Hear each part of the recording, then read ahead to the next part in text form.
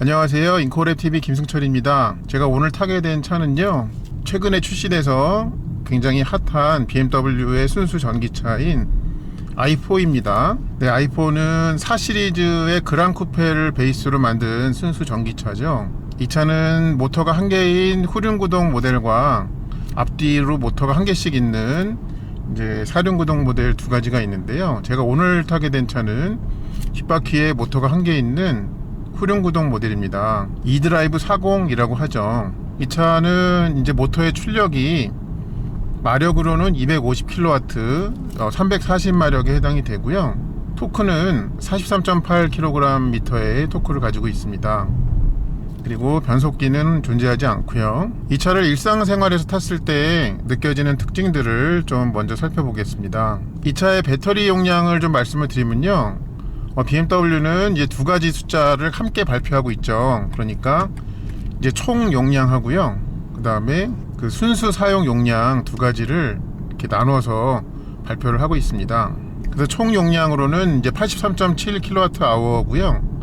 그 다음에 이제 순사용 용량은 80.9 kWh의 용량을 가진 배터리를 이 바닥에 탑재를 하고 있습니다. 얘는 이제 배터리 자체의 무게는 데이터를 찾을 수가 없었는데요. 일단 국내에서 발표된 차의 중량으로 보면은 이제 420i 그랑 쿠페와 아니면 420d 그랑 쿠페와의 무게 차이를 좀 보니까 둘 중에 가벼운 420i와는 415kg 더 무거웠어요. 그리고 420 디젤보다는 380kg이 더 무거워서 이 차의 공차 중량은 무려 2110kg입니다. 몸무게는 상당히 중량급이죠.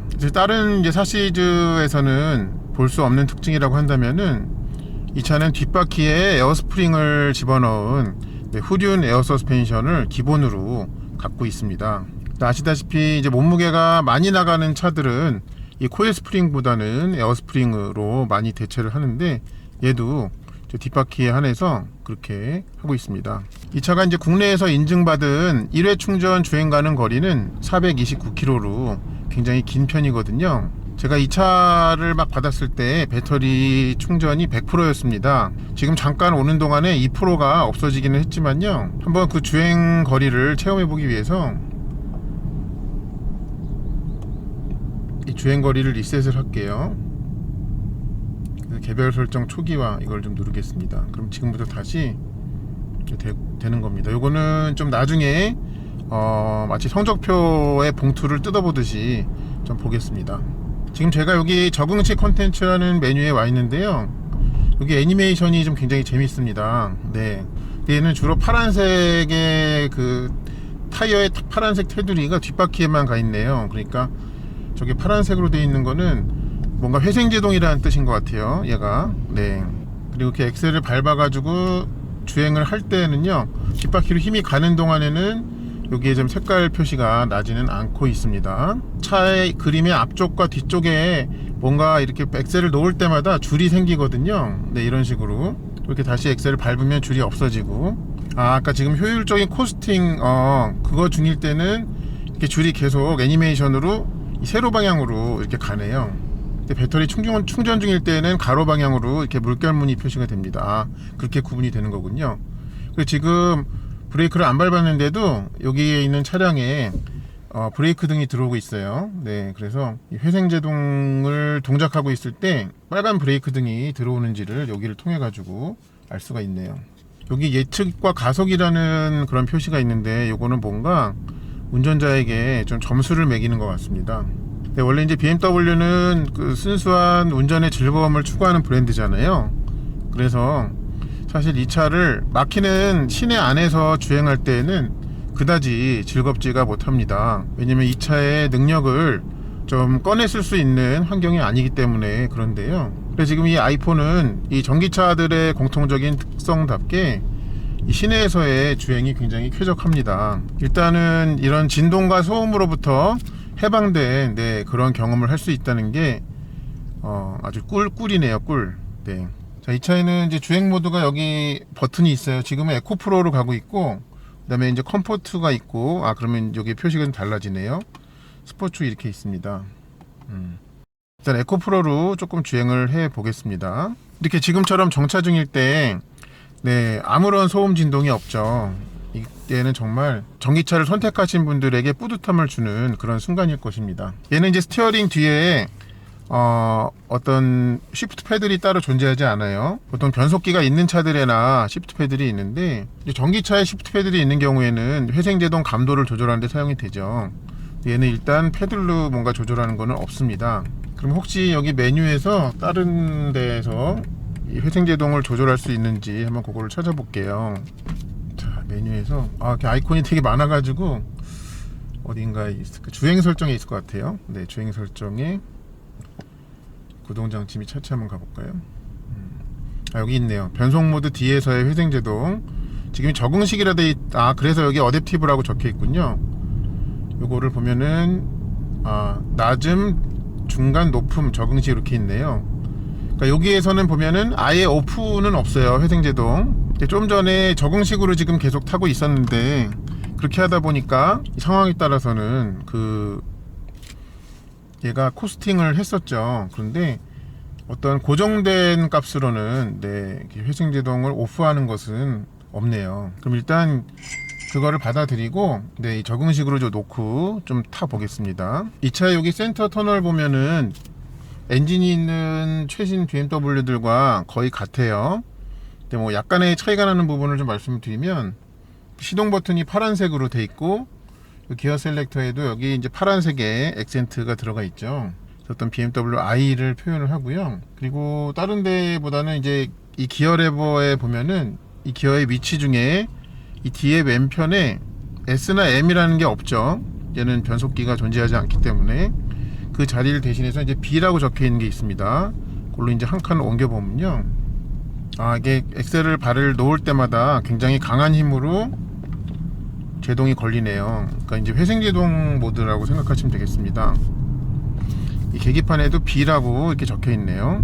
그리고 여기 보니까요, 이 오른쪽 계기 내용의 아래에 이 화살표가 개수가 3개가 있어요. 이게 제일 높은 단계 같거든요. 이거 다시 이쪽으로 밀면은 어댑티브로 바뀌고, 이거를 왼쪽으로 B로 놓으면은 이제 회생제동 단계를 제일 높여 놓네요, 얘가. 그럼 다시 아까 그 회생제동 설정 메뉴로 가볼게요. 이게 많아가지고 좀 복잡하다. 주행 설정에서 아까 여기 있었는데, 요거를 지금 적응식인데 낮은 물에 해놓으면 여기 화살표가 1개고, 그 다음에 중간으로 하면 2개고, 여기 1개, 2개, 3개 이렇게 꼭새 모양으로 돼 있는 이 파란색 화살표로 회생제동의 지금 단계를 보여주네요. 이걸 적응식으로 해놓으면은 이제 어댑티브라고 표시가 바뀌고요. 그 상태에서 왼쪽으로 밀면 바로 또 3개로 가고요. 얘는 이제 원페달 드라이빙 모드라고 생각을 하면 되겠네요. 회생제동이 굉장히 강하게 걸립니다. 엑셀을 발 놓을 때마다. 주로 요거를 사용하실 때는 좀 남들을 태우고 갈 때는 좀 사용을 안 하시는 게 좋네요. 그러니까 전기차의 어떤 특성을 잘 모르는 이제 동반이 탔을 때는 엑셀을 놓을 때마다 차가 앞으로 몸이 이제 심하게 울컥거린다고 그렇게 느낌을 줄 수가 있기 때문에 그렇습니다. 얘도 지금 여기에 도로 표지판에 40이라고 이 속도 제한 표지판이 있다 보니까 그 숫자를 읽었나봐요. 계기판에 40이라고 이렇게 숫자를 보여주면서 깜빡거리네요. 지금 깜빡거리는데 얘가, 그러니까 여기는 제한 속도가 40인데 왜 46km나 내느냐 하는 의미로 계속 깜빡이는 것 같습니다. 얘가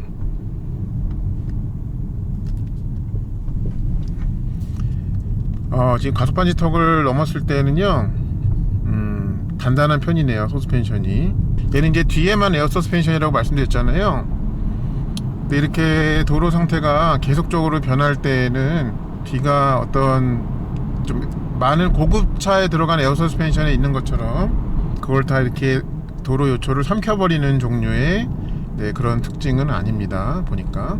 근데 지금 뭐 높은 속도를 내지는 않았지만 분명히 체감이 되는 것은 차가 전체적으로 네 바퀴가 이 땅을 향해서 자석이 끌어당기는 것처럼 그렇게 좀 밀착하려는 그런 움직임을 계속적으로 보여주고 있습니다. 그러니까 좀 이거는 스포츠 서스펜션이 적용된 단단한 차에서 느꼈던 그런 느낌이 좀 아니고 이 차의 중량이 이렇게 내리누르는 그런 느낌입니다. 그리고 지금 계기판을 보면은 왼쪽에는 이제 디지털 숫자와 막대 그래프로 속도계가 있고요. 오른쪽에는 이제 지금 기어 레인지와 그다음에 저희가 지금 엔진 추출력의 몇 프로를 쓰고 있는지 그걸 좀 보여주고 있습니다. 100분율로 그렇게 좀 보여주고 있네요. 지금 이제 옆에 차들이 지나가는데 실제 지금 차들과 그다음에 이 그래픽에서 보여주는 차의 어떤 종류는 이렇게 일치하지 않습니다. 매우 부정확합니다. 네. 얘가 지금 보여주기로는 조금만 키가 큰 차는 전부 약간 엑스포 스타일의 네, 그런 차라고 저 그래픽으로 보여주고 있는데 그거 실제랑은 좀 다르네요. 아, 여기 마침 아이코닉 사운드가 있어가지고 이거가 지금 보니까 켜져 있는 건가? 보자. 구동 사운드 감소됐다 그러네요. 켜볼게요 다시. 근데 지금 에코 모드여서 그런지 어떤 이 사운드가 좀 이렇게 잘 체감이 되지는 않습니다. 그럼 한번 컴포트를 해볼까요? 아, 컴포트부터 하니까는 엑셀 밟은 깊이가 조금 깊어지면 그러면 마치 이제 현악기가 많은 좀 관현 악단이 한꺼번에 그 악기를 켜는 것 같은 그런 소리를 좀 내줍니다. 이런 소리요. 근데 마치 이거는 좀 그런 소리 같기도 해요. 이렇게 경비행기의 프로펠러가 빨리 도는 소리 있잖아요. 예, 그거 그 둘을 좀 합해 놓은 것 같은 소리가 납니다. 스포츠 모드로 하면 소리가 또 달라질까요? 아, 더 달라지네요. 네.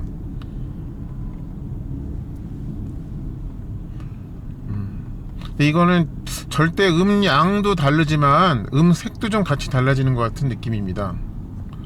이제 스포츠로 나오니까 전체적으로 좀 테마가 빨개졌어요. 다시 에코프로로 가보겠습니다. 예전에 이제 보면은 여기에 1번부터 8번까지 이렇게 단축 바로 가기 버튼이 있었잖아요. 얘는 지금 보면은 그 자리에 그게 없어요. 그래서 혹시 좀 그게 없어진 건가 하고 좀 이렇게 막 만지다 보니까는, 그래서 그거는 여기 메뉴를 눌러보면 누른 상태에서 화면을 위에서 아래로 이렇게 당기잖아요. 그러면은 여기에 뭔가 이렇게 나타나거든요. 이게 조금 요 기존에 1번에서 8번까지의 단축키 그거를 대체하는 게 아닌가 그렇게 좀 생각이 됩니다. 자, 혹시 그러면은 여기가 가다가 지금 막히니까 차가 멈출 수도 있잖아요. 그럼 잠깐 멈췄을 때 이 B로 놓으면 회생제동, 그러니까 그 뭐라 그러죠? 완전 정차 상태 유지를 이 페달 하나로 되는지 한번 보겠습니다. 정말 막히는 곳에서 타는 일이, 그것도 드라이빙 플레저라고 부를 수가 있다면 이 차는 좀 거기에 충실한 것 같습니다. 서스펜션이 상당히 단단하네요. 지금 차 멈추죠? 아, 이게 정차되네요. 지금 보면 엑셀 안 밟고 있거든요. 근데 다시 이거를 B가 아닌 원래대로 D에 놓으면 그게 가능한지 한번 볼게요. 확실히 확인이 된 거는 B에서는 정차 상태 유지가 됐습니다. 브레이크를 안 밟고도. 왠지 D에서는 안 될 것 같아요. 하지만 직접 확인을 해야 알 수 있는 부분이죠. 지금 됐습니다. 네, 브레이크에서 발을 띄면 크리핑이 생기죠. 그러니까 D에서는 안 되고요, B로 놓으면 되고. 네, 그렇네요. 보니까 이 차는 지금 보면은 이렇게 그 디스플레이가 굉장히 크잖아요.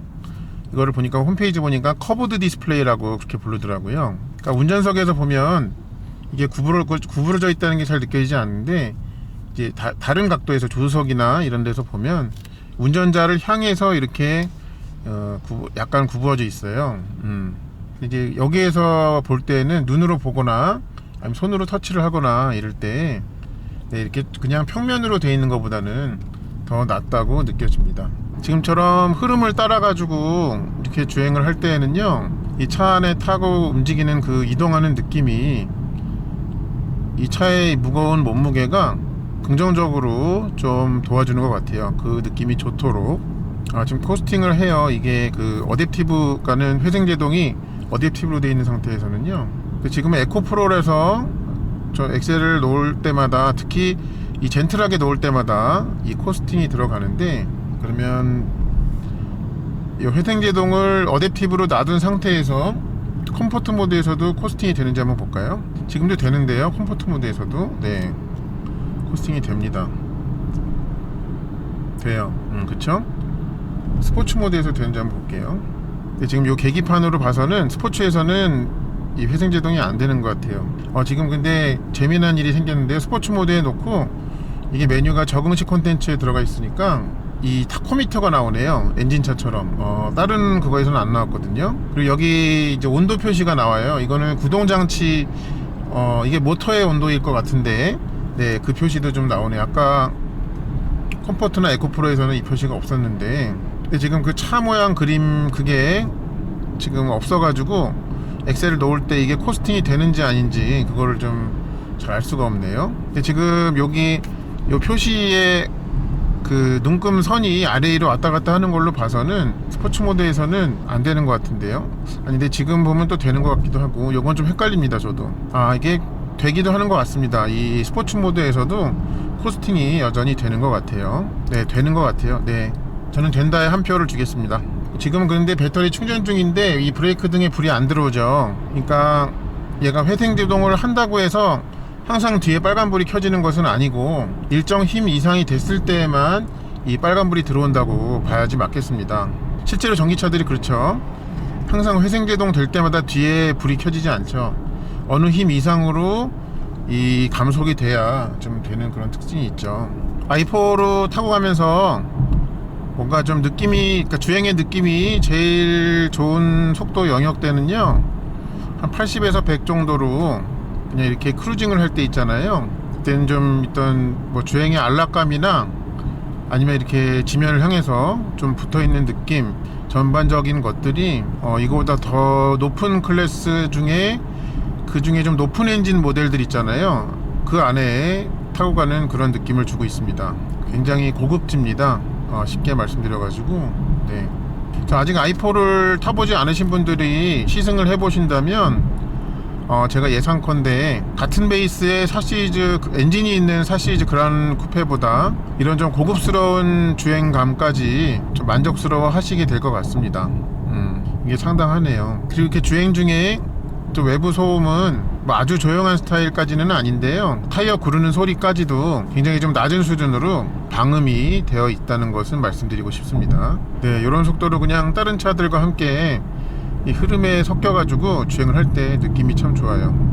그리고 지금처럼 도로 빨래판을 지나갈 때는 오히려 이 노면 변화를 운전자의 엉덩이에 이렇게 다 세세하게 전해주질 않네요. 이 차의 브레이크 페달 밟을 때 느낌을 좀 말씀드리면, 일단 페달이 자유롭게 노는 구간이 짧고요. 그리고 일찍부터 좀 제동력이 어느 정도 생기는 편인데, 재미난 특징은 뭐냐면 브레이크 페달을 밟았다가 떼잖아요. 근데 아주 짧게 그 브레이크가 여전히 붙들고 있다가 놓는 그런 느낌으로 릴리즈가 됩니다. 지금도 보면은 이렇게 밟았다가, 네, 정말 아주 짧은 그 순간이 있어요. 그 브레이크 페달을 운전자는 발을 놨는데 여전히 차는 브레이크를 잡고 있는 것 같은 그런 시간이 아주 짧게 존재한다 하는 것을 좀 같이 말씀을 드립니다. 네, 이제 소음 수준에 대해서 조금 더 첨언을 드리면, 또 우리가 최고급 차 많이 경험할 수 있는 그런 최고급 차들에 비해서 그만큼 조용하게 느끼지 않는다는 것이지, 네, 이 같은 요 정도 급의 차에서는 굉장히 조용한 편이다 하는 것도 다시 한번 좀 말씀을 드리겠습니다. 자, 지금 신호에 멈춘 틈을 타가지고 다시 한번 보여드릴게요. 그러니까 회생제동은 적응식에 있고요, 기어는 뒤에 있어요. 근데 이제 차가 지금 멈췄다가 브레이크에서 발을 떼면 앞으로 이렇게 가죠. 네, 크리핑이 있어요. 근데 요거를 B로 옮기잖아요. 그러면 브레이크에서 발을 떼어도 안 가죠. 그쵸? 근데 다시 D로 하면은 이렇게 또 가고요. 슬금슬금. 네. 뭐 당연히 그렇게 되겠지만, 이 회생제동 단계를 어댑티브가 아닌 다른 걸로 했을 때도 되는지 한번 볼게요. 아이고, 제가 익숙하지가 않아 가지고. 이게 패들이 없으니까 이게 조금 불편해요.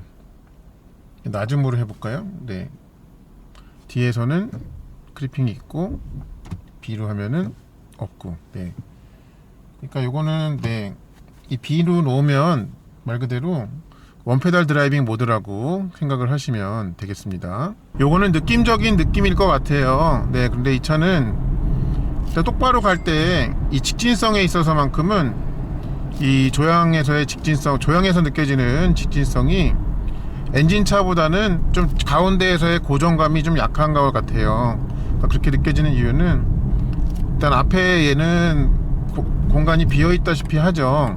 이 뒤에만 모터와 감속기가 있기 때문에. 그래서 이제 무거운 엔진과 변속기가 이 앞쪽에서 이렇게 무게를 잡아주는 그런 게 구조적으로 없다 보니까 그 엔진이 있는 BMW 모델들에 비해서 똑바로 직진해서 갈 때 이렇게 이 스티어링 핸들에 고정감이 좀 적어지는 것이 아닌가 그렇게 생각이 됩니다. 지금 얘도 보면요, 이 세 가지 주행 모드 중에 에코 프로랑 그 다음에 스포츠에 인디비주얼이 이렇게 있잖아요.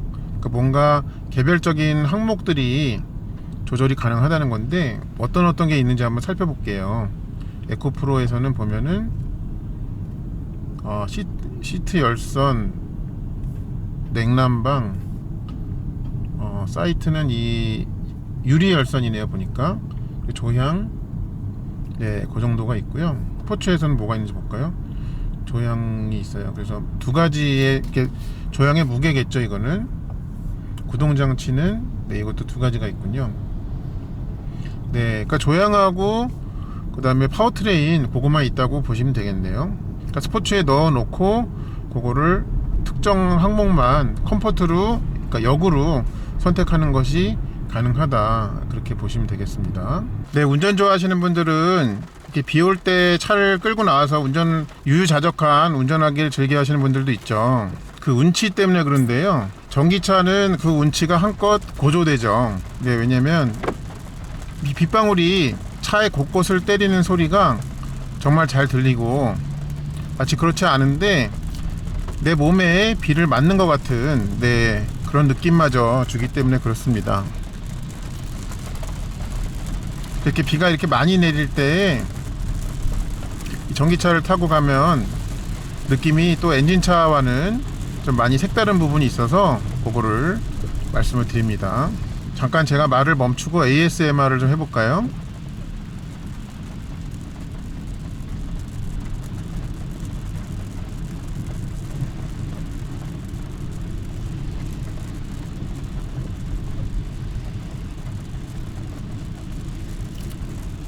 BMW i4가 갖는 또 추가적인 장점은 전기차가 되면서 덤으로 생기는 장점인데요, 바로 이 시내 주행에서 스트레스가 없다는 점입니다.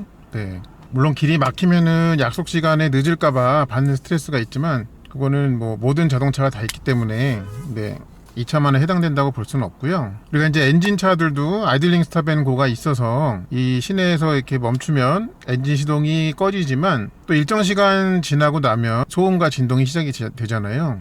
물론 아이들링 스탑 앤 고가 있는 차들은 이렇게 신호에 멈추면은 차가 완전히 정차를 하면 시동이 같이 꺼지죠. 그래서 조용한 상태가 유지는 되는데 그때 에어컨 바람도 같이 좀 미지근해지죠. 그러다가 또 일정 시간이 지나면은 정차 중인데 차가 다시 시동이 걸리면서 또 소음과 진동의 여정이 시작이 되죠. 이 차는 좀 그런 부분이 전혀 없죠. 차가 움직이던 움직이지 않던 굉장히 조용한 상태를 유지하면서 지금같이 더운 여름에는 이 시원한 상태를 한결같이 유지할 수가 있습니다. 전기차로 방식이 바뀌면서 좀 시내 주행에서 굉장히 강점이 좀 생겼다 하는 점은 또 i4의 추가적인 매력이라고 생각을 합니다. 자, 잠시 뒤에는요, 노면 상태가 굉장히 고약한 편이어서 승차감의 수준을 솔직하게 알 수 있는 잠수교로를 한번 가보겠습니다. 여기가 이제 콘크리트 노면이죠. 한번 어떨까요?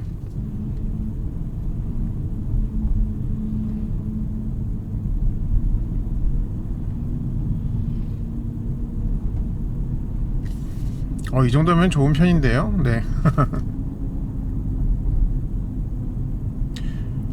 노면이 좀 짜잘하게 계속 변하는 중일 때에는 그때는 승차감 좋습니다. 그리고 항상 좀 느껴지는 게 뭐 어떤 요철을 넘고 나서든 어떤 모양의 요철이든 간에 넘고 나서 착지할 때 굉장히 좀 부드러움이 느껴집니다. 그리고 앞하고 뒤에 어떤 서스펜션의 방식이 에어스프링이냐 아니냐 차이가 있잖아요. 근데 이렇게 일상주행 스타일에서는요 그 방식이 다르다는 앞뒤가 그런 차이를 좀 잘 모르겠어요. 네, 그런 특징이 있네요. 이 차는 여기 이제 오른쪽 아래에 이 남은 주행 가능한 거리를 보여주는데요. 요즘 전기차들은 뭐 주행 모드를 바꾸거나 하면 아니면 실내 전장 장치를 뭔가 추가로 키거나 하면 여기 숫자를 다르게 보여주잖아요. 얘도 그런지 한번 볼게요. 지금 에코프로는 388인데요 컴포트 모드로 하면은 네 일단 똑같이 388이에요. 그쵸? 스포츠로 하면은 분명히 에너지 소모량이 더 많아지긴 할 텐데 일단 주행 가는 거리는 388로 그대로 유지를 하고 있습니다. 지금 제가 키고 있는 것 중에 좀 전기 소모가 많을 것은 에어컨이거든요. 공조장치를 한번 꺼보겠습니다. 변화가 있을지. 388이었는데 428로 거의 이제 40km 정도 그렇게 올라갔네요. 주행 가는 거리가. 그러니까 이 차의 전기 관리 시스템은 일단 주행 모드 변경으로는 네 그렇게 달라지는 주행 가는 거리를 보여주지는 않고 이 공조장치를 켜는 걸로는 보여줍니다. 자, 잠시 뒤에 남산 3호 터널 톨게이트를 지나갈 텐데 혼잡 통행료 네 징수가 되는지 한번 보겠습니다. 징수가 안 되겠죠? 네, 천천히 한번 통과해 보겠습니다. 확인 후 면제니까 징수 시간 일단 정지 확인 후 통과라고 돼 있네요. 네. 자, 보겠습니다. 수고하세요. 감사합니다. 면제라고 나오죠? 네. i4에이지 단점으로 꼽히는 게 실내 공간이 좀 좁다라는 건데요. 그렇다면 이 차의 기본이 되는 4시리즈 그랑 쿠페와 비교해서 많이 좁아지느냐, 이렇게 구글에서 좀 찾아보니까요 그 비교해 놓은 사이트가 있더라고요. 다른 앞좌석이나 뒷좌석 공간의 다른 부분은 다 이제 동일하고요. 앞좌석의 이 시트가 헤드룸, 앞좌석에서의 헤드룸이 i4가 되면서 0.4인치가 좁았습니다. 그리고 뒷좌석에서는 숄더룸이나 이런 거는 이 4시리즈 그랑 쿠페나 다 똑같았고요.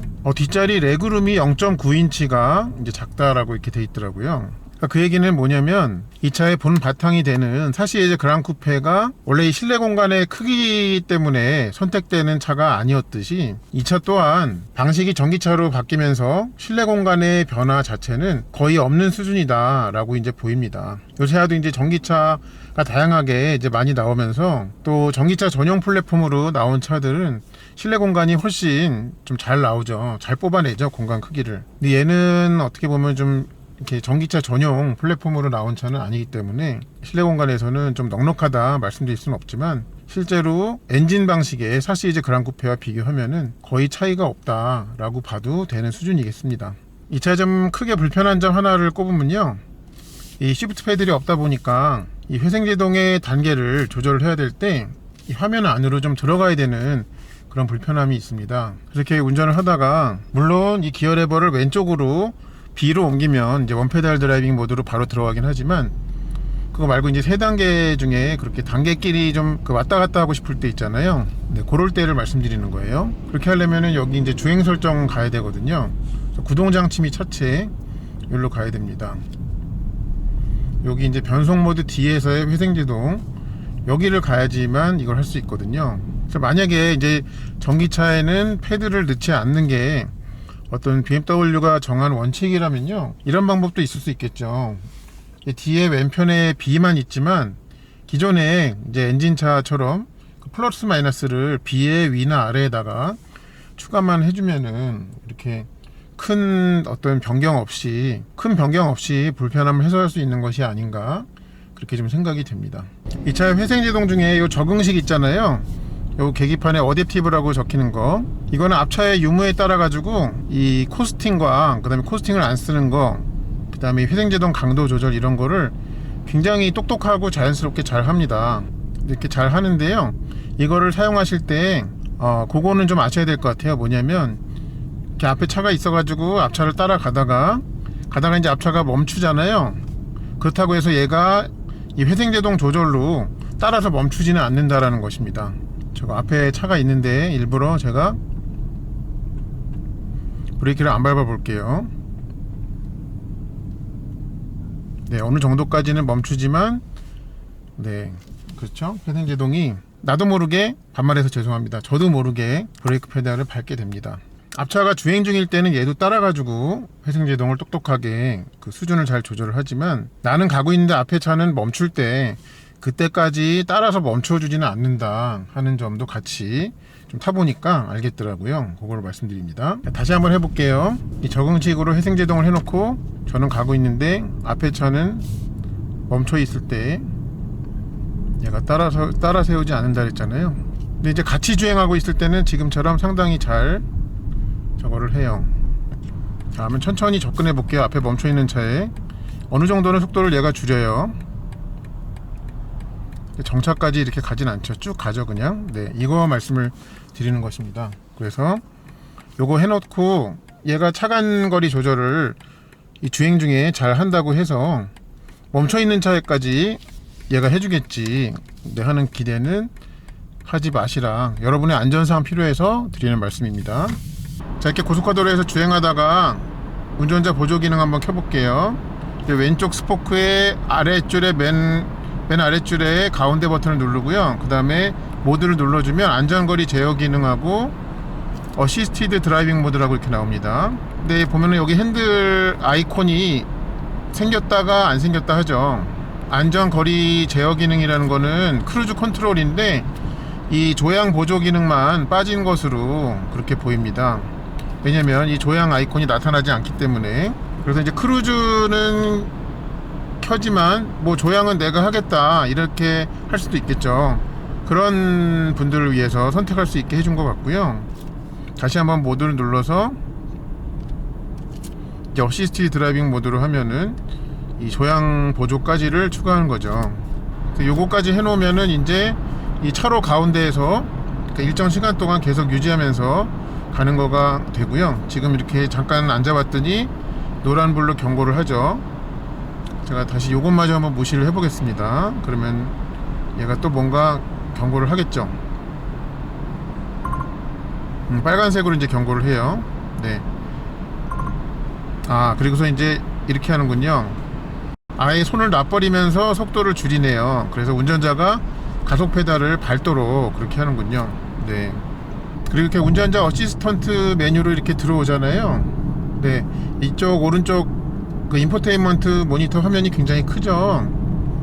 그래서 이제 특정 그걸 누르면 네, 이 오른쪽으로 큼지막하게 정말 친절하게 그림과 이 자막 안내로 보여줍니다. 그래서 이거는 이 넓은 사이즈의 이 모니터를 잘 활용하고 있다라고 보입니다. 다른 항목도 한번 골라볼까요? 네, 예를 들어서 차선 변경 경고 기능 이런 거 하면은 20km부터 경고 이렇게 나오고 어느 방향에서 얘가 감지해서 도움을 주는지 그런 거를 알려주네요. 조향 간섭 한번 눌러볼까요? 아, 이거는 그냥 온오프군요. 이거는. 네, 근데 60km부터 조향 간섭이라고 그렇게 합니다. 요거는 별거 아니지만은 아무래도 이거의 원문이 간섭에 해당되는 영어 단어나 독일어 단어가 돼 있을 텐데 간섭보다는 조향 보조라고 좀 표현을 바꿔주면 어떨까 좀 생각이 됩니다. 간섭 그러면은 왠지 듣는 이에 따라서는 좀 부정적으로 받아들일 수도 있을 것 같아서 그렇습니다. i4에는 총 4단계의 회생제동 모드가 있잖아요. 근데 그러면 평상시에는 어디에 놓고 타는 게 좋으냐 좀 질문을 해주실 수가 있는데, 그냥 이 모니터의 표시에 적응식이라고 되어 있는 거 있잖아요. 그걸로 해주시면 제일 무난할 것 같습니다. 그럼 얘가 앞에 차량이 있는지 여부에 따라 가지고 알아서 이 회생제동의 감도를 스스로 조절하고, 또 이렇게 타 보니까 앞에 차가 있더라도 좀 어느 정도 거리 밖에 있으면 또 적극적으로 코스팅도 이렇게 활용을 하더라고요. 그러니까 무조건적으로 앞에 차가 있다고 해서 차가 있기만 하면은 코스팅을 안 쓰는, 네, 그런 정도의 좀 답답함은 아니고요. 굉장히 좀 선택적으로 이 주행 상황에 맞게 잘 하고 있습니다. 자, 근데 제가 일부러 좀 앞차에 조금 더 붙어 볼게요. 조금 더 붙어 가지고 가속 페달을 놔 볼게요. 그때도 코스팅을 하는지 한번 보겠습니다. 좀 어느 정도 붙었죠. 근데 이때는 똑같이 엑셀 패드에서 발을 놨는데 배터리 충전 중으로 이렇게 하죠. 지금 좀 적정한 거리 정도 다시 벌어지니까 엑셀에서 발을 놓으면 코스팅으로 이렇게 해요. 이게 뭔가 좀 거리 기준이 있는 것 같아요. 네, 그런데 좀 안전하다고 느껴지는 만큼의 앞차와의 간격이 있을 때 엑셀 페달에서 발을 이렇게 스르륵 놓으시면, 그러면 이게 코스팅으로 자주 들어간다 하는 점을 확인할 수가 있습니다. 그리고 얘가 코스팅 동작일 때는 당연한 얘기가 되겠지만, 이 회생제동, 그러니까 전기 에너지 회수는 일어나지는 않는 것 같아요. 네, 이 차가 스포츠 모드에 넣으면은 RPM을 보여주더라고요. 모터의 RPM. 그래서 우리가 고속화도로나 고속도로 속도일 때 몇 RPM을 쓰는지 한번 볼게요. 일단 지금 80km 정도로 가면요 6800rpm 정도 쓰네요. 그쵸? 6700, 800rpm. 그러면 100km로 한번 가볼게요. 100km로 가면은 8600rpm 정도 써요. 네, 8500, 600rpm 정도를 씁니다. 그러니까 지금 8000rpm일 때 막대 그래프가 한 중간 정도 왔으니까 끝까지 다 올리면 한 6000, 17000 정도 되는 것 같지 않으세요? 네, 그렇게 보이는데, 얘는 기어가 하나이기 때문에 최고 속도까지 내야지 이 허용 회전을 다 쓰는 걸 볼 수가 있겠죠. 근데 이거를 봐서도 알 수 있듯이, 네, 전기차들은 고속에서 전비가 제일 안 좋은 이유가 바로 여기에서 보이죠. 변속이 되는 기어박스가 없기 때문에, 그래서 고속에서 기어 한 단으로만 가니까 굉장히 RPM을 높게 쓰죠. 지금 보셨던 것처럼. 네, 그러니까 엔진차보다 훨씬 높은 그런 RPM을 사용을 하다 보니까 고속에서 전비가 제일 안 좋아질 수밖에 없는 것입니다. 네, 아까 말씀드렸다시피 여기 원래 다른 BMW에 있던 1번부터 8번까지 단축키 버튼이 없죠. 그래서 좀 여기저기 만지다 보니까는, 자, 이제 예를 들어서 어디를 가볼까요? 주행 설정이라고 해볼까요? 이제 예를 들어서 요 회생제동 항목을 단축키로 설정한다라고 하면은 요걸 이제 길게 누르잖아요. 그럼 단축키로 추가라는 게 나오긴 하는데요, 약간 좀 흐릿한 색깔로 나와서 이거를 눌러보면 뭐라고 나오냐면, BMW ID가 있을 경우에만 기능을 사용할 수 있다 라고 나옵니다. 그러면서 이제 BMW ID로 로그인이라고 하라고 그게 나오는데, 역시 이것도 흐릿하게 보이죠. 그러니까 보니까는 원하는 메뉴로 그 단축키로 하는 것은 여전히 존재를 하는데, 그거를 하기 위한 조건이 이 차량이 BMW ID로 로그인 상태여야 한다라는 것입니다. 이 차는 이게 여기에서만 없어질 뿐이지, 네, 여전히 기능상으로는 남아있다 하는 점이 있어서 좀 말씀을 드립니다. 자, 앞에가 좀 막혀가지고 그래서 운전자 보조 기능을 좀 출동을 시킬게요. 어시스티드 드라이빙 모드로 이제 들어갔습니다. 설정 속도는 여기 도로랑 똑같이 70으로 하겠습니다. 멈춰 세우는 동작이 상당히 수준급이네요. 네. 막히는 데서는 그냥 이거를 켜고 다니시는 게 좋을 것 같은데요. 본인도 편하지만 같이 타고 가고 계시는 그런 분들에게도 좋은 것 같습니다. 멈추는 거는 뭐 상당했고요, 진짜. 자, 멈춥니다.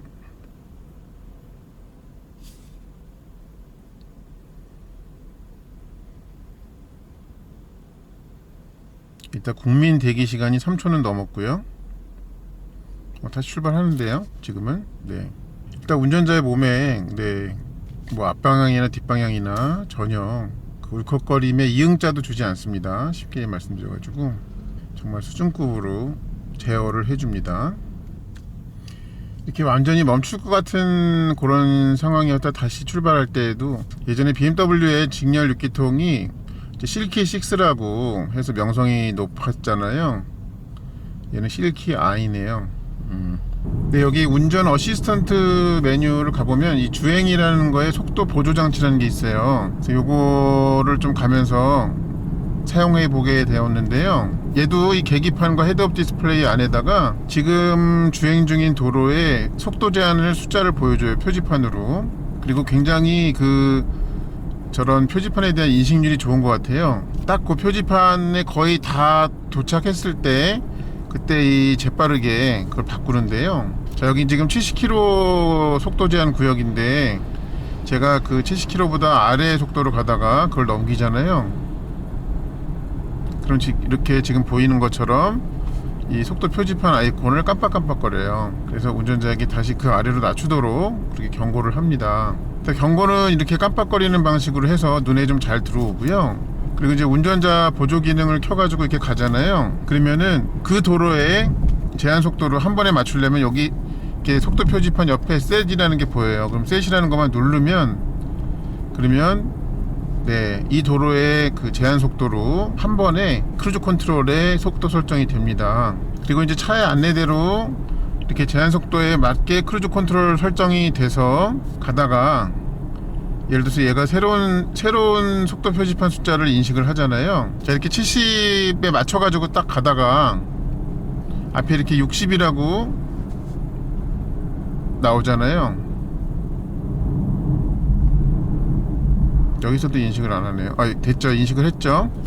그럼 요때 이제 바뀐 숫자 옆에 셋을 보고서 요 핸들 왼쪽에 있는 셋 버튼만 누르면 그 변경된 제한 속도로 이렇게 한 번에 설정이 바뀝니다. 그러니까 운전자의 왼손 엄지손가락만 네, 거기에 맞게 움직여 주시기만 하면 돼요. 그리고 여기서 보면은 조금 더 이 메뉴를 들여다보면요, 이 속도 제한 조정이라 그래가지고요, 그러니까 제한 속도랑 똑같이 맞추려면 요 눈금을 가운데에다 두면 되고, 이거를 이렇게 한 자리 숫자 단위로 이렇게 해서 최대 15까지 할 수가 있고요.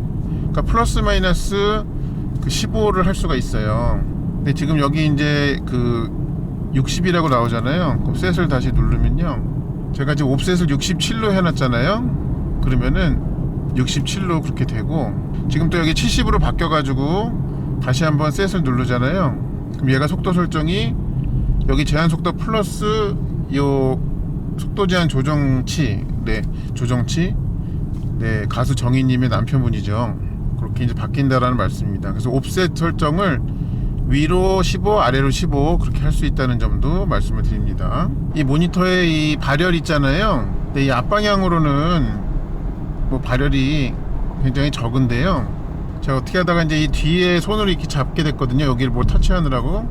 근데 이 뒤는 상당히 뜨겁네요. 그렇습니다. 이 뒤쪽에서 이 모니터의 백 판넬이라고 해야 될까요? 이 뒤쪽에서의 발열은 좀 상당히 있습니다. 근데 이제 이게 뭐 어떤 문제라고 인식이 되려면, 그런 계속되는 열로 인해서 뭐 이 모니터에서의 에러가 생기거나 수명에 문제가 생기거나 아니면 실내 이 온도 컨트롤에 문제가 생겨야 되는데, 그래서 요거는 좀 더 지켜봐야 될 것 같습니다.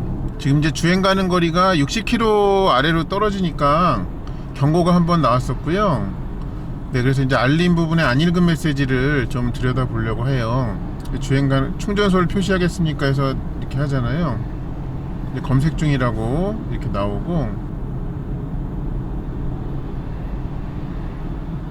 네, 그럼 이제 거리순으로 이렇게 쭉 보여주네요. 여기 보면은 그 충전소의 왼편에 색깔로 녹색, 노란색 이런 식으로 나오거든요. 녹색인 거를 한번 클릭을 해볼게요. 경로 안내 시작 이렇게 나오는데, 그거에 대한 좀 자세한 이 색깔의 의미가 뭔지 그거를 좀 보고 싶은데 한번 요거를 클릭을 해볼까요? 변화가 있는지. 녹색이냐 노란색이냐 그 표시는 이게 급속이냐 완속이냐의 구분인지, 아니면은 사용 중인 것과 대기 중인 거 그거의 구분인지를 좀 모르겠는데, 네, 여기서는 일단 확인을 못했습니다. 제가 네, 순정 내비게이션이 그 목록에 띄워준 그 충전소들 중에서 녹색으로 이제 돼 있는 것들 중에서 하나를 좀 눌러 볼게요. 요거는 일단 저기고요, 경로 안내 시작을 누르는 버튼이고, 추가 정보가 있네요. 그걸 눌러 보겠습니다. 콤보 1이라고 이제 이거의 타입을 보여주고요, 서비스가 어디 건지, 네, 그 충전소의 시설과 서비스 제공자에 대한 상세한 안내는 보여주는데, 그게 지금 사용되고 있는지까지는 네, 보여주지는 않는 것 같습니다. 그리고 충전소의 주변 그거를 시설 보여주는 건가 이거는? 아, 그렇군요. 그 충전소에 가까운 POI들을 좀 보여주네요. 네. 여기에 그 검색된 충전소가 사용 중인지, 그러니까 다른 차가 충전 중인지 그 데이터만 좀 여기다가 끌어올 수 있으면 좋을 것 같습니다. 주행 가는 거리가 아까 60km였을 때부터 경고를 하기 시작했는데 좀 40km로 또 떨어지니까 다시 한번 더 강렬한 팝업 메시지를 보여주네요. 네. 이제 보기를 누르면 역시 이제 충전소를 검색을 해가지고 목록을 띄워줄 겁니다. 네. 이런 식으로 제가 차를 이제 배터리 100%였을 때 받아가지고 지금까지 이제 와인딩 주행을 한 번 했고요. 여태까지 그러면 지금 배터리가 9% 남았는데요. 얼마나 그 전비가 나왔는지, 그리고 한 번 충전으로 얼마나 주행을 했는지 한번 볼게요. 이 개별 설정 후거든요. 아까 418km 네. 이렇게 하는 걸로 그렇게 나오네요. 그리고 전비는 5.2로 그렇게 나왔습니다. 와인딩 리뷰에서는 굉장히 전기 소모량이 많기 때문에 그게 없었다고 한다면요, 그 국내에서 인증된 주행 가는 거리보다는 더 많은 것을 했을 것은 분명합니다. 그리고 1kW당 전비도 네, 4km 중반대인데 여기에서는 그 5.2를 기록을 했습니다. 여기 이제 급속 충전소인데요, 100kW급이에요. 그리고 이제 DC 콤보 한 대만 있는 그런 곳인데 지금 이제 10%가 안 되는 그런 배터리 수준에서 충전을 시작할 때 얼마나 충전 속도가 나오는지 좀 한번 살펴보겠습니다. 네, 충전 중일 때는 이런 화면을 보여주네요. 네. 얘는 최대 받아들일 수 있는 그 DC 충전 그 속도가 210kW까지인 것 같습니다. 근데 이제 막대 그래프로 보여주고 있어요. 지금 현재 시각이 11시 4분인데 100%까지는 1시간 20분 정도 걸린다고 나오죠. 아무래도 이제 배터리 퍼센트가 많이 차면 그때부터는 속도를 많이 떨어뜨리죠. 그래서 그런 것 같은데요. 100% 찰 때까지 다 기다리지는 않을 겁니다. 얘는 이제 그거를 보면은, 발표된 자료를 보면은 그 200kW급의 그 충전기에 연결을 했을 때 10에서 80%까지 31분이 걸린다고 그렇게 돼 있거든요. 그게 좀 유효한 데이터인지 그 부분만 확인을 해보겠습니다. 아까 충전 시작했을 때부터 대략 한 19분 정도 충전을 했고요. 그렇게 한 결과 대략 30% 정도의 배터리가 채워졌습니다. 네, 주행 가는 거리도 한 130km 정도 늘어났고요. 그리고 앞으로 30분 정도 더 해야지 80%까지 충전이 완료가 됩니다. 그러니까 시중에 많이 있는 100kW급의 급속 충전소에 연결을 했을 때는, 제가 실제로 지금 충전한 것은 8%에서 시작을 했으니까 8%에서 시작해가지고 80%까지 채우는데 몇 분입니까? 19 더하기 30이니까 49분? 그러니까 50분 정도가 필요로 한 거죠. 배터리 양이 아주 적을 때부터 급속 충전, 100kW급의 급속 충전에서 연결을 했을 경우, 그걸 좀 말씀을 드립니다. 그러니까 이제 31분 만에 된다는 것이 그게 거짓말인 것이 아니라, 그거는 이 차가 받아들일 수 있는 가장 빠른 이제 급속 충전소에서 연결을 했을 때 그 시간이 나온다라는 것입니다. 네, 참고해 주시기 바랍니다. 자, 공용 충전소가 이제 40분의 시간 제한이 있어가지고 충전을 했고, 그렇게 시간을 쓴 결과 아까 8%에서 시작해가지고 68%, 그러니까 60%가 채워졌습니다. 이제 충전 완료를 하겠고요. 네, 커넥터는 제가 분리해가지고 저기다 넣을게요. 그리고 이렇게 40분의 시간을 100kW 충전소에 들인 결과 이제 새롭게 된 주행 가능 거리는 306km로 그렇게 올라갔습니다. 그러니까 이제 시중에 보편적으로 있는 100kW급 충전소에서 했을 때 이런 결과가 나옵니다. 그 BMW 전기차는 이 충전구 내부를 좀 깔끔하게 잘 마무리를 하는 것 같아요. 아이포도 마찬가지인데, 열면은 이 완성용과 그 다음에 콤보를 위한 이 플라스틱 커버가 따로따로 되어 있습니다. 먼저 그냥 완속으로만 할 때는 요 위에 것만 이렇게 하면 되고요.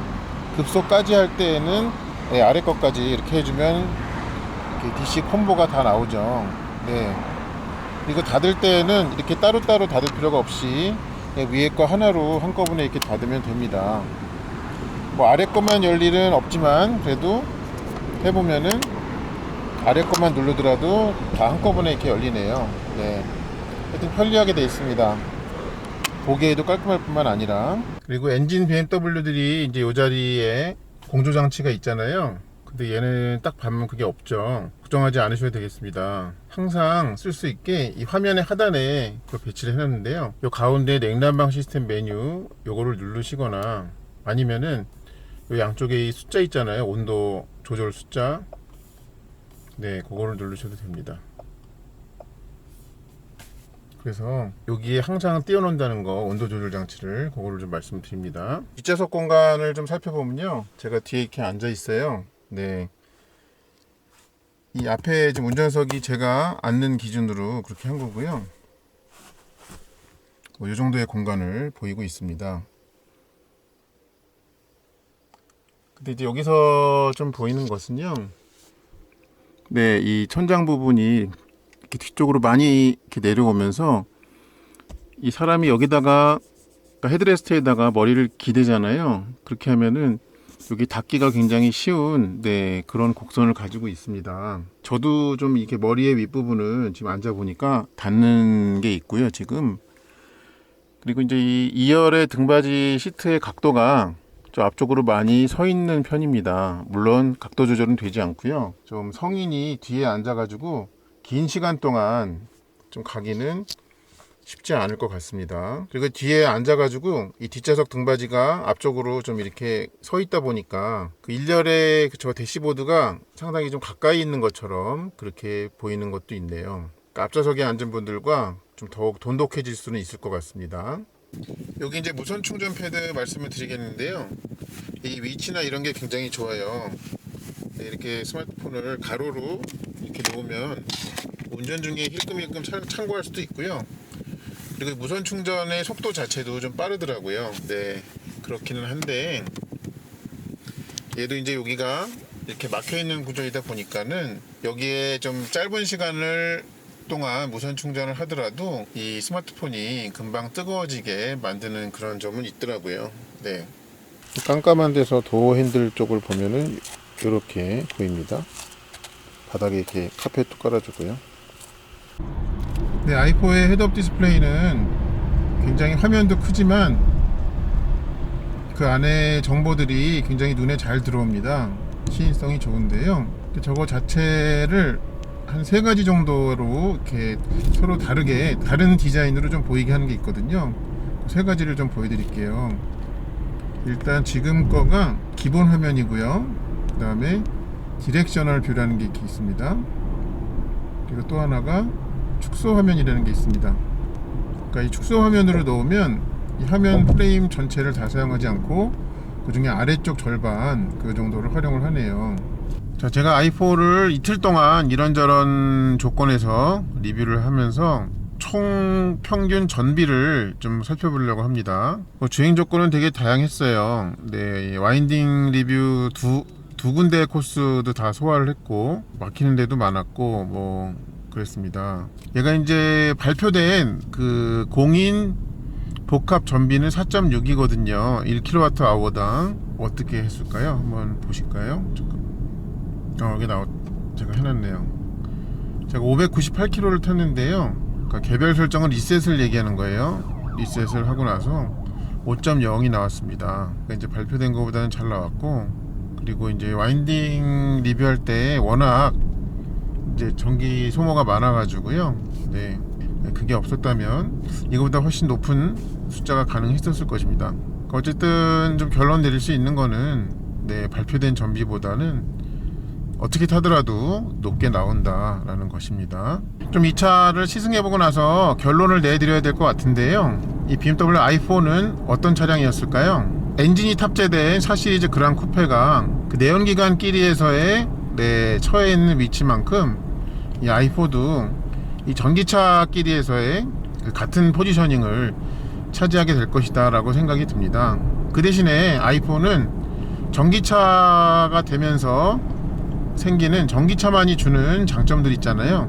그런 점들은 다 갖고 있기 때문에 그래서 엔진이 들어간 4시리즈 그랑 쿠페보다는 더 시장성의 폭은 넓다고 생각을 합니다.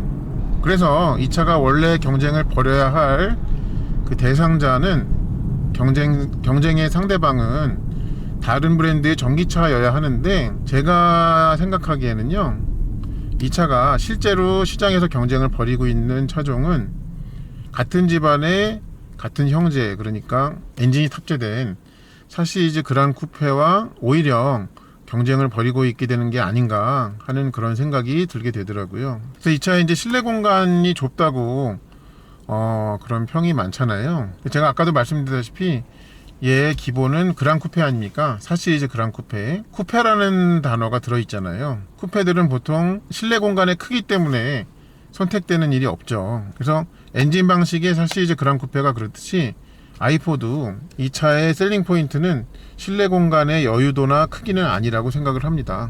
이 영상을 보시는 분들 중에 아마 그런 분들 계실 거예요. 그러니까 BMW를 오랫동안 좋아하셨고, 그 다음에 BMW가 주는 즐거움을 잘 이해하고 계시는 그런 분들 중에 어떤 재미를 위한 차로 이 새로운 전기차로 나온 이 i4에 대해서 좀 관심이 가는 그런 분들이 계실 겁니다.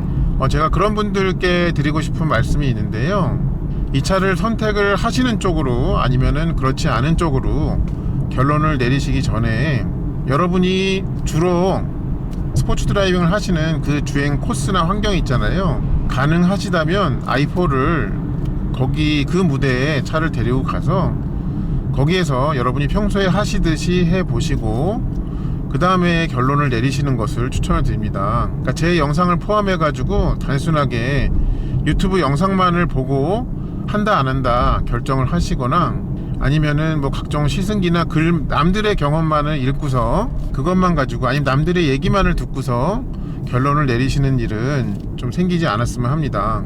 제가 그렇게 말씀드리는 이유가 있는데요, 제가 어저께 밤에는 제가 항상 모든 차를 와인딩 리뷰를 하는 그 코스에서 먼저 리뷰를 했었는데, 그 코스에서는 솔직히 차가 조금 만족스럽지가 못했어요, 이 차가. 그런데 또 오늘 성격이 전혀 다른 그런 와인딩 코스에서 탔을 때에는 어제와 정반대로 굉장히 만족스러운 그런 모습을 보여줬습니다. 보통 이렇게 재미를 위해서 나오는 차들은 어느 코스에 그 차를 타보든지 간에 또 중간 이상은 하잖아요. 그 안에서 뭐 편차는 존재를 하지만요, 근데 i4는 그 편차가 너무 컸습니다. 그러니까 어느 코스에서는 너무 별로처럼 느껴지기도 하는데, 또 반대로 어느 코스에서는 굉장히 좋게 느껴지기도 하기 때문에 그렇습니다. 물론 다양한 조건에서 차를 타 보고서 최종적인 결론을 내리는 것이 가장 바람직합니다. 근데 이제 여건상 그러기는 쉽지 않죠. 그래서 여러분이 이 BMW i4에 대해서 관심을 더 갖고 그걸 여러분과의 인연으로 만드시거나, 아니면은 관심을 끊게 되거나 하시는 데 있어서 그 판단의 근거는 여러분에게 익숙한 환경에서 해보시는 것이 가장 여러분에게 필요한 그런 결론을 내릴 수가 있어질 것이다 하는 점이 있어서 좀 말씀을 드리게 됐습니다. 그 대신에 그 말씀 하나는 드릴 수 있습니다. 기존에 엔진이 탑재되어 있는 BMW들이 이 3시리즈나 4시리즈들이 선사해 왔던 그런 그 운전의 즐거움과는 좀 많이 다르다 하는 점이 있습니다. 그래서 이렇게 말씀드리면 좀 여러분이 상상하시기가 쉬울까요? BMW가 미드십 후륜구동 차를 만들었다. 근데 굉장히 중량급이다. 그 요소들을 좀 기억을 하신다면 대략적으로 이 차가 특성이 이렇겠구나 하는 것이 좀 이해가 예상이 되시리라 생각을 합니다. 이 정도 말씀드리면은 좀 이 차에 대해서 이해하시는데 충분한 정보를 드린 것 같아요. 이상으로 BMW i4 후륜구동인 e드라이브 40 모델의 일상주행에서의 리뷰를 마치도록 하겠습니다. 이 차종이 궁금하셨던 분들께 저의 영상이 도움이 되었기를 바랍니다. 시청해주셔서 감사합니다.